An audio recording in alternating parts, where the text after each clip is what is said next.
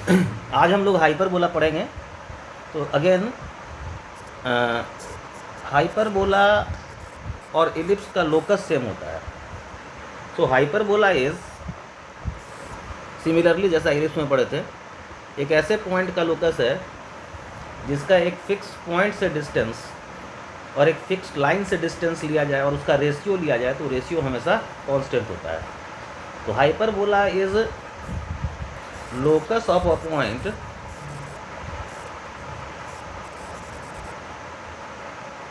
which moves such that ratio of its distance from a fixed point and from a fixed line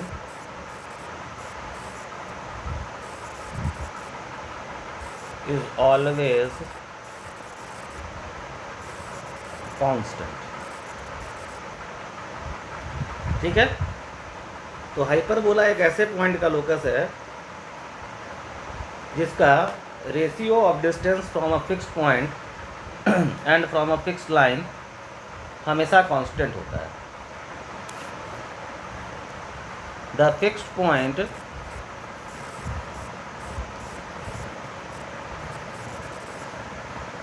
should not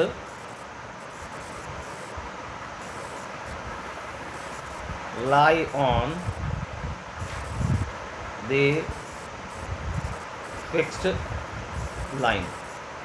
बताए थे ellipse में भी कि fixed point fixed line पे लाई नहीं करना चाहिए, अदरवाइज लोकस जो होता है वो डिजनरेट करके पेयर ऑफ लाइंस दे देता है या लाइंस दे देता है। तो ये जो फिक्स्ड पॉइंट होता है, the fixed point is called focus of hyperbola, जैसा इलिप्स में था।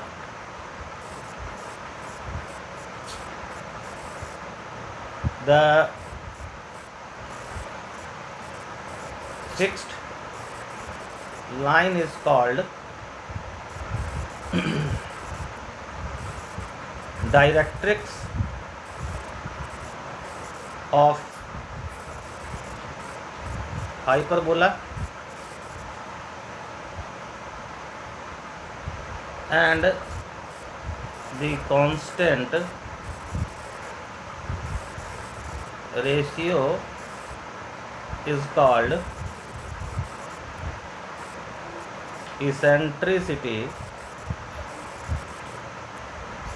of hyperbola। It is denoted by E and in case of hyperbola E जो होता है वो ग्रेटर देन 1 होता है। क्लियर है। तो हम लोग जो लोकस देखे थे कि मान लो एक फिक्स लाइन है जो कि डायरेक्ट्रिक्स है, यहाँ कहीं एक फिक्स पॉइंट ले लिए, तो पॉइंट P कुछ ऐसा मूव करेगा कि अगर इसका डिस्टेंस इस फिक्स पॉइंट S से लें और इस फिक्स्ड लाइन से परपेंडिकुलर डिस्टेंस लें तो ये SP/PM जो होगा ये हमेशा E होगा और E ग्रेटर देन 1 होगा, यानी SP हमेशा ग्रेटर देन PM होगा। तो ये क्या बता रहा है कि फिक्स्ड पॉइंट से डिस्टेंस, ये डिस्टेंस हमेशा ज़्यादा होगा इस डिस्टेंस से, यानी जो पॉइंट मूव करेगा वैसा मूव करेगा कि फिक्स्ड पॉइंट से उसका डिस्टेंस हमेशा ज़्यादा होगा और फिक्स्ड लाइन से डिस्टेंस हमेशा कम होगा। ठीक है। तो एक समय आएगा कि ये पॉइंट मान लो ऐसा मूव कर रहा है कि ये डिस्टेंस यहाँ से ज़्यादा है, यहाँ से कम है, फिर यहाँ आया, यहाँ से ज़्यादा है, यहाँ से कम है। तो एक समय आएगा कि अगर हम इस फिक्स्ड पॉइंट से एक लाइन ले परपेंडिकुलर टू डायरेक्ट्रिक्स, क्लियर है, तो वहाँ पर वो एक पॉइंट को कट कर देगा, जहाँ पर वो पॉइंट मान लेते हैं कि ए है, तो ये एस से जो होगा, ये पॉइंट अगर हम जेड ले लें तो एस ए जो होगा वो हमेशा बड़ा होगा ए जेड से। सिमिलरली पॉइंट अगर मूव कर रहा है तो ऐसा है कि इस फिक्स्ड पॉइंट से उस मूविंग पॉइंट का डिस्टेंस हमेशा ज़्यादा होना चाहिए और इस लाइन से डिस्टेंस हमेशा कम होना चाहिए। तो एक पॉइंट इस लाइन के इस तरफ मिलेगा और एक पॉइंट लाइन के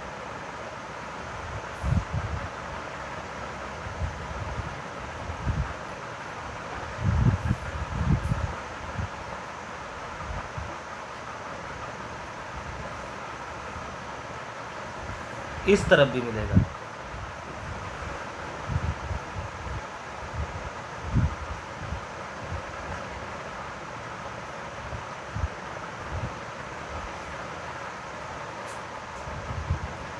एक पॉइंट जो होगा वो लाइन के इस तरफ भी मिलेगा। सो ए डैश, तो देख रहे हैं ए डैश का भी जो डिस्टेंस होगा वो हमेशा एस से ज़्यादा होगा और जेड से कम होगा। तो हम ले लें कि इसी फिगर को रखा जाए ऐसे कि this one is the directrix और स्ट्रेट कर दें।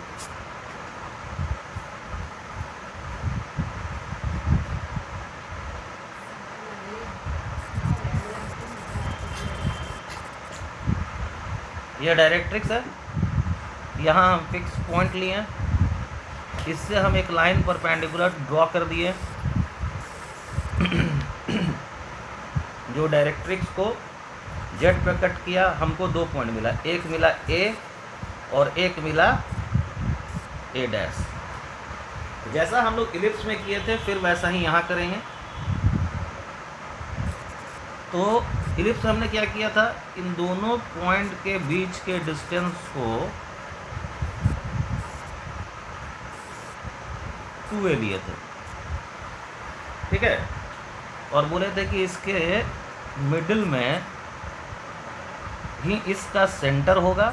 और हम लोग वहाँ प्रूफ किए थे कि किसी भी सेकेंड डिग्री जिसमें केवल सेकेंड डिग्री का टर्म होगा कर्व का, उसका सेंटर ओरिजिन होगा। तो अगेन हमने इलिप्स में ये प्रूफ किया था, आप लोगों के कॉपी में है। इसको हम ओरिजिन ले लेते हैं। जैसे ही इसको ओरिजिन लिए तो बेनिफिट क्या हुआ कि ए का कोऑर्डिनेट a,0 हो गया और इसका कोऑर्डिनेट -a,0 हो गया। अब ये जो SP/PM वाला चीज़ है, यानी SP = E टाइम PM, इसको हम A पर और A डैश पे अप्लाई करें। तो अगर उस रेशियो वाले कॉन्सेप्ट को हम A पे अप्लाई करते हैं तो for point A, AS/AZ = E। So AS = E time AZ, ये हुआ आपका equation 1। Similarly for point A dash,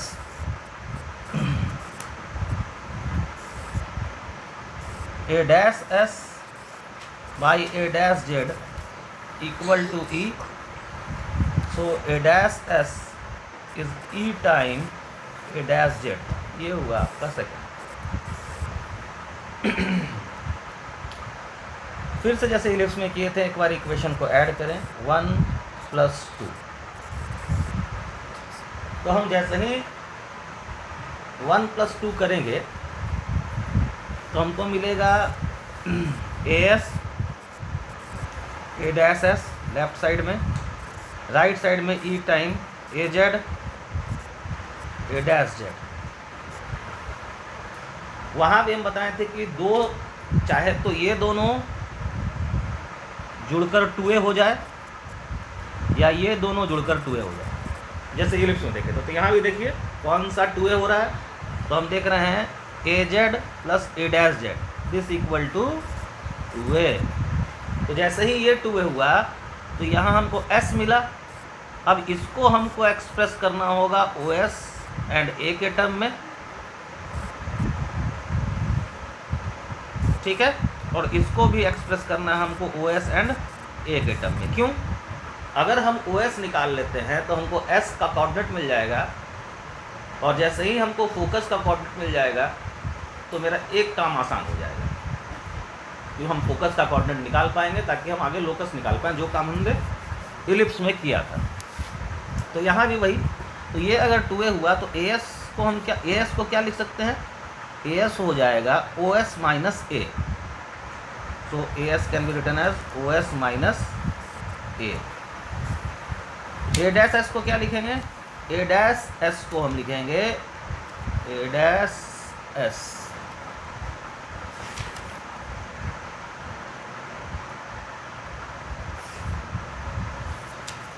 OS plus a, और यहाँ से आ गया 2AE। सो यहाँ से आ गया 2OS equal to 2AE। So OS is equal to AE, और जैसे ही OS AE हुआ इसका कोऑर्डिनेट हमारा हो गया AE, 0। क्लियर यहाँ तक? नाउ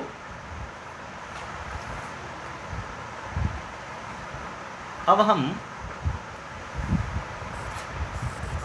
2 माइनस 1 कर रहे हैं। आपके मन में आ रहा होगा कि 1 माइनस 2 क्यों नहीं कर रहे? देखो यहीं से दिख जाएगा।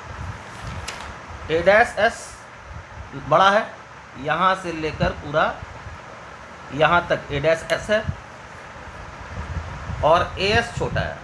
तो जैसे ही a डैश s में से as को घटाएंगे तो हमको 2a मिल जाएगा। तो इसलिए हम इससे इसको नहीं घटा के इससे इसको घटा रहे हैं। तो a डैश s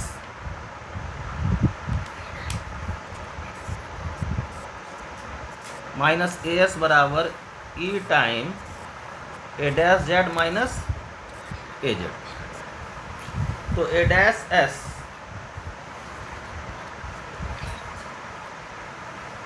देखो ये है a डैश s, और इसमें से घटाना है as, तो हमको 2a देगा। तो ये जो एंड हुआ ये हमको दिया 2a। अब इम्पॉर्टेंट काम यहाँ क्या है कि इसको हमको लिखना है OZ एंड a के टर्म में, और इसको भी हमको लिखना है OZ एंड a के टर्म में। क्यों? कि अगर हम इसको OZ और a के टर्म में लिखें और OZ निकाल पाएँ, OZ अगर हम निकाल पाते हैं यहाँ से लेकर यहाँ तक, यहाँ से लेकर यहाँ तक, तो हमको z का कोऑर्डिनेट मिल जाएगा। और जैसे ही z का कोऑर्डिनेट मिलेगा, चूँकि ये x एक्सिस है, हमको डायरेक्ट्रिक्स का इक्वेशन मिल जाएगा। क्लियर है? तो हम अब देखो a डैश z को हम क्या लिख सकते हैं?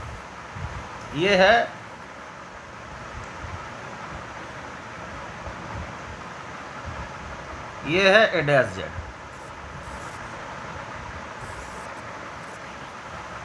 तो इसको हम a प्लस OZ लिख सकते हैं, ये वाला, यानी OZ और यहाँ प्लस आ जाएगा a plus OZ।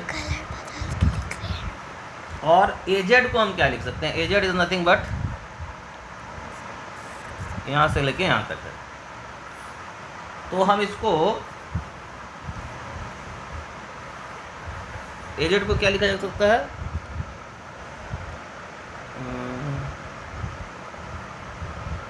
AZ a minus OZ। सो ये a माइनस OZ। क्लियर है? सो हमारा हो गया a डैश z को लिखे हम OZ प्लस a, और इसको लिखें a माइनस OZ। फाइनली हम लोगों को क्या मिला? यहाँ मिला 2a, यहाँ e टाइम 2OZ, तो 2 cancel, OZ equal to a by e। यानी हमारा इसका कोऑर्डिनेट आ गया a/e, 0 z का। So equation of directrix is x equal to a/e। अब हम लोकस निकालने के लिए तैयार हैं, क्योंकि अब जो सिचुएशन है उसके अनुसार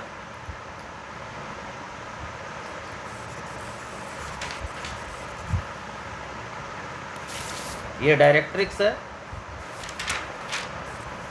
ये फोकस है।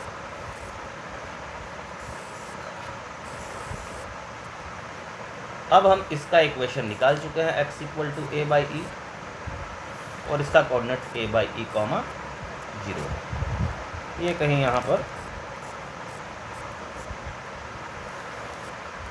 ओरिजिन है, और इसका एक पॉइंट ये a, 0 है।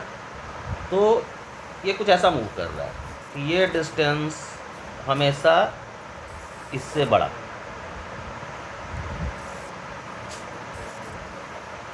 तो हमें P का लोकस निकालना है।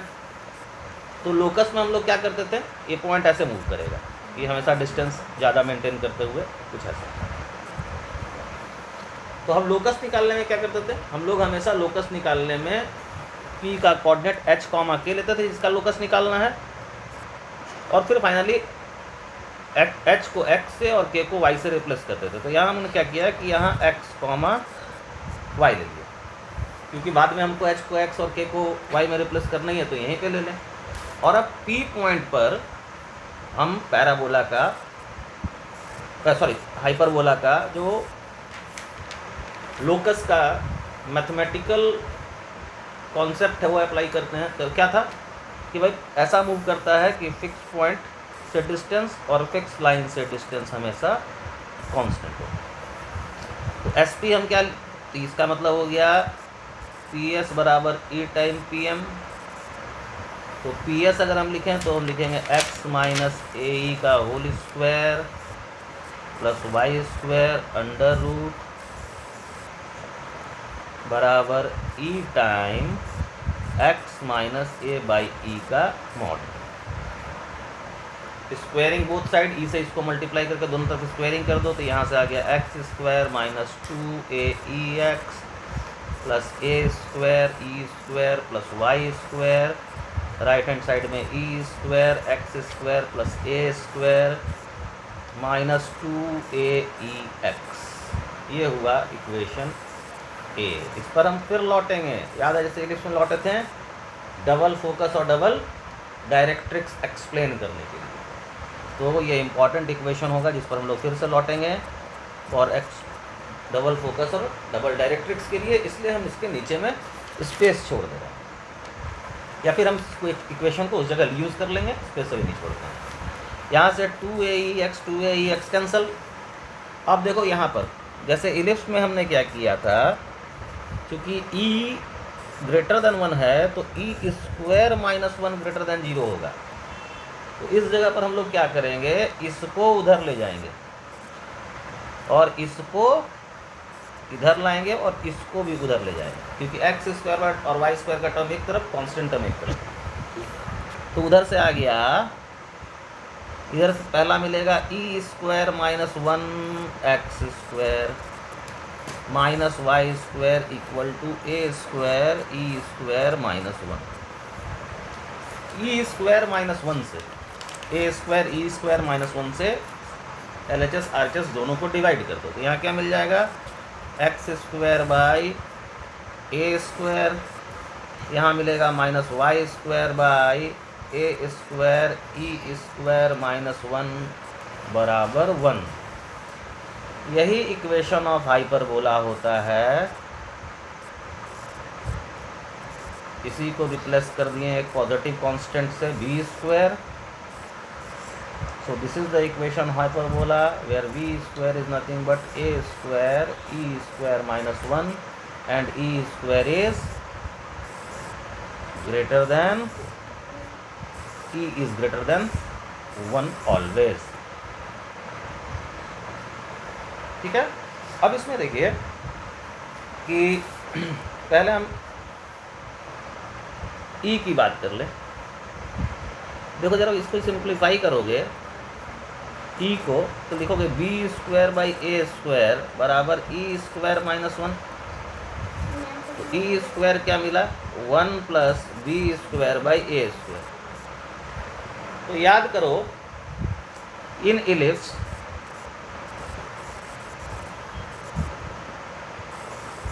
ए ग्रेटर देन बी होता था तो हॉरिजॉन्टल इलिप्स होता था, और बी ग्रेटर देन ए होता था तो वर्टिकल हो जाता था। लेकिन यहाँ इससे कोई फर्क नहीं पड़ेगा, क्योंकि ए ग्रेटर देन बी होगा तब भी in case of hyperbola E greater than 1 ही रहेगा, इसमें भी ई ग्रेटर देन 1 ही रहेगा। देखो कुछ भी हो, ये इसमें कोई भी बड़ा हो, ए और बी में कोई भी बड़ा हो, ये 1 प्लस होना है, तो ये हमेशा बड़ा ही रहेगा। इसलिए यहाँ ए ग्रेटर देन बी हो या बी ग्रेटर देन ओ हो, उससे कोई फर्क नहीं पड़ता है। अब जरा हम आ जाते हैं अपने previous double focus double directrix की बात पर। हमने कहा था कि हम इक्वेशन ए से शुरू करेंगे, अगेन फ्रॉम ए में क्या है, यहाँ है X square minus 2ax plus A square E square plus Y square, और इधर E square X square plus A square minus 2aex। Clear? तो यहाँ हम देखें तो हम जो वहाँ कैंसिल किए थे, यहाँ दोनों तरफ हम 4aex ऐड कर दे रहे हैं। क्यों कर रहे हैं समझ रहे हो? अगेन हम लोग एक्सप्लेन करने जा रहे हैं डबल फोकस और डबल डायरेक्ट्रिक्स जैसे हम लोग इलिप्स में किए थे।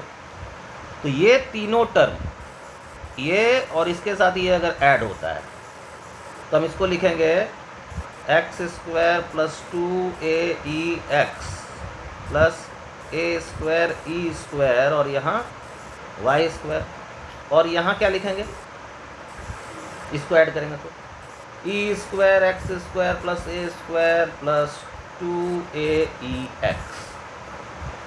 तो यहाँ से मिल जाएगा x प्लस ए का whole square plus Y square, यहाँ मिलेगा ex प्लस ए का होल स्क्वायर।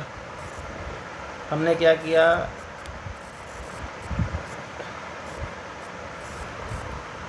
यहाँ से e निकाल लिए तो x plus A by E, यहाँ स्क्वायर, यहाँ भी square, under root both side.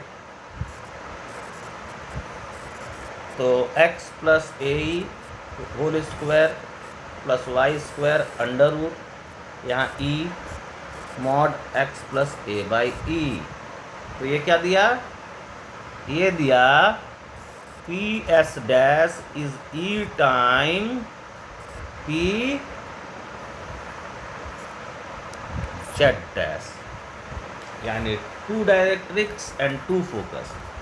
तो यहाँ से जो जो मिलेगा फोकस वो होगा S डैश का कोऑर्डिनेट माइनस ए कॉमा 0, और जो Z के जो पॉइंट है डायरेक्ट्रिक्स का उसका कोऑर्डिनेट होगा minus a by E comma 0, और इक्वेशन हो जाएगा उस लाइन का माइनस ए बाई ई।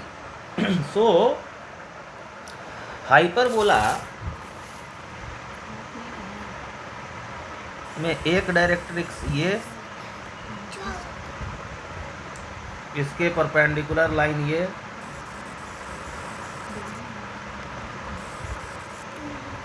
ये सेंटर, एक डायरेक्ट्रिक्स ये, और यहाँ 2 फोकस, एक ये S ए ई कॉमा 0 ये ओरिजिन, x बराबर a by e directrix number 1, यहाँ second focus S dash minus a e comma 0, this one is second directrix x equal to minus a by e, and point जो move करेगा वो ऐसा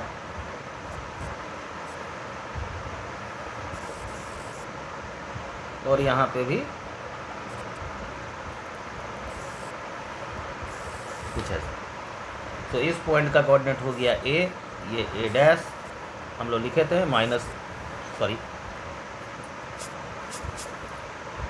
ए था -a,0, this one is 0,0, this one is a,0. सो ये दो directrix हुआ, दो focus हुआ. इसको हम कहते हैं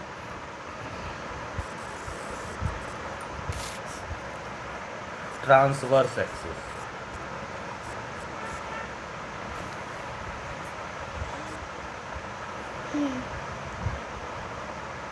जो कि इलिप्स में होता था मेजर एक्सिस, और ये कहलाता है कंजुगेट एक्सिस, जो कि इलिप्स में होता था माइनर एक्सिस. तो इक्वेशन ऑफ ट्रांसवर्स एक्सिस अगर हम कहेंगे तो क्या हो जाएगा, y = 0, और equation of conjugate axis is x = 0. Clear है. नाउ एक टर्म और यहाँ एक्सप्लेन कर दिया जाए. इसका इक्वेशन हम देख चुके हैं. हाइपरबोला का क्या है भाई, हाइपरबोला का इक्वेशन है x² / a² - y² / b² = 1 under the condition b² = a² e² - 1. अब हम एक चीज़ एक्सप्लेन कर दें, लेटस रेक्टम. वो इस केस में भी होता है, हम लोग इलिप्स में भी देखे थे.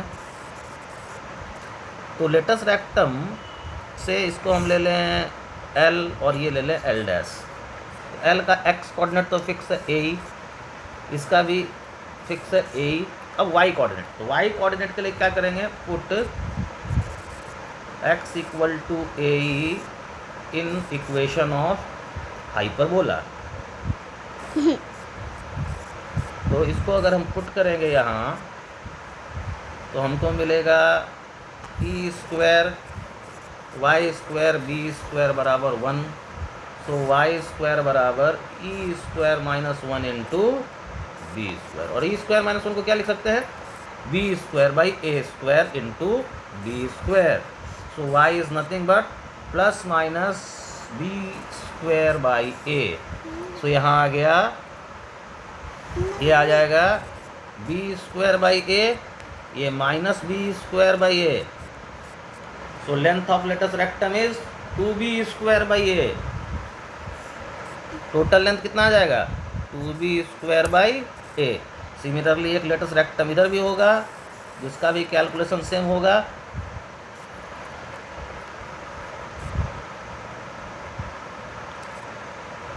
इसका कोऑर्डिनेट भी -ae b² / a -ae -b² / a. तो ये है ऑल अबाउट द लोकस और equation of hyperbola. Next class में या नेक्स्ट लेक्चर में हम लोग इसके आगे बढ़ेंगे, लेकिन इसको यूज़ करने का हम आपको तरीका बता दें, पहले समझ लीजिए. हर एक सब्जेक्ट में कोशिश यही किया जाएगा कि पहले एक रिकॉर्डेड वीडियो लेक्चर आपको दिया जाए, और साथ साथ नोट्स भी अवेलेबल करा दिया जाए. इसको पहले आप लोग जल्दी से जल्दी देख लीजिए. मेरा रिक्वेस्ट रहेगा विदिन 12 आवर, 12 घंटे के अंदर इस वीडियो लेक्चर को देख लीजिए. जब ये आपके ग्रुप में जाता है, 12 घंटा के बाद एक जूम मीटिंग अरेंज किया जाएगा, जहाँ पर इन्हीं चीज़ों को हम फिर से एक्सप्लेन कर देंगे, आप लोगों से इंटरेक्शन करते हुए. जहाँ जहाँ आपको डाउट होगा, आप इस जगह पर हमको पूछ लीजिएगा, और इसी प्रोसेस को फॉलो किया जाएगा. पहले वीडियो लेक्चर जाएगा, उसका नोट्स भी चला जाएगा, सेव्ड नोट्स. उसके बाद उसमें जहाँ आपको प्रॉब्लम होगा, आप मेरे पर्सनल व्हाट्सएप नंबर पे भी उसको मैसेज करके क्लियर कर सकते हैं, और नहीं तो हम एक जूम मीटिंग रखेंगे और जूम मीटिंग में उन सारे कॉन्सेप्ट्स को क्लियर कर देंगे. Thank you.